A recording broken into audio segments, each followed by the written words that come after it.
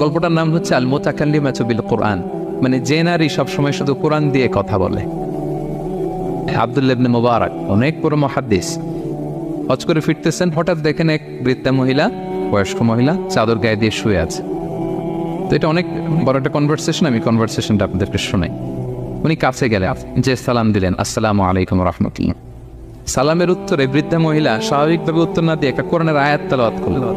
তিনি তেলাওয়াত করলেন, সালামুন কাওলাম মির রাব্বির রহিম, মানে দয়াময় প্রতিপালক আল্লাহর পক্ষ থেকে তোমার প্রতিও সালাম। এটা একটা কোরআনের আয়াত, কিন্তু এটা দিয়ে উত্তর হয়ে যায় সালামের। কি বলেন?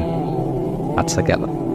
এবার আব্দুল্লাহ ইবনে মুবারক জিজ্ঞেস করলেন, মাযা তাসনাঈনা ফি হাযাল মাকান, এখানে কি করেন আপনি, কি করতেছেন একা একা?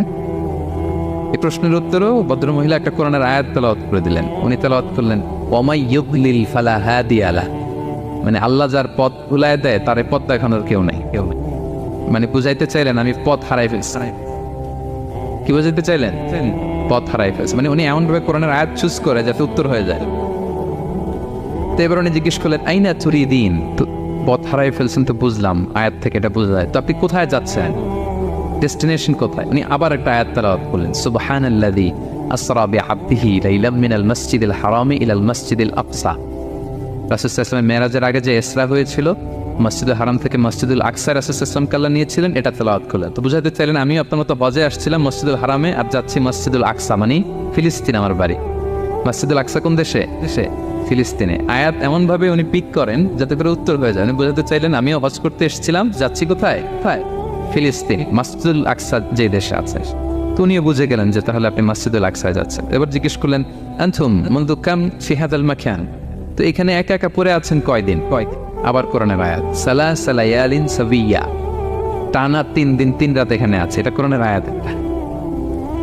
আবার জিজ্ঞেস করলেন উনি, মা আরা মাআকি তাআমান তাকুলিন, তো একা যে পড়ে আছেন আবার 3 দিন, তো আপনি খাচ্ছেন কি, বেঁচে আছেন কিভাবে? ভদ্রমহিলা আবার একটা আয়াত তেলাওয়াত করলেন। তিনি পড়লেন, হুয়া ইউতঈমুনি ওয়া ইউসকিন, ইব্রাহিম আলাইহিস সালামের কথা, যে ওই আল্লাহ তাআলাই আমারে খাওয়ায়, আল্লাহই আমাকে পান করে, আল্লাহ তাআলা ব্যবস্থা করেছেন আবার।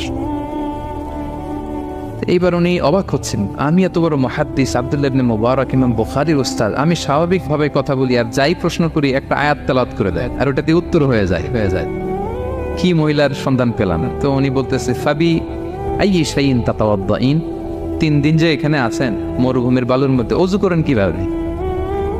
উনি আবার একটা আয়াত তেলাওয়াত করলেন, ফাইন লাম তাজিদু মাআন ফাতায়াম্মামু সাঈদান তাইয়্যিবা, আল্লাহ আয়াতে বলেছেন যদি তোমরা পানি না পাও পবিত্র মাটি দিয়ে তায়াম্মুম করে নিও।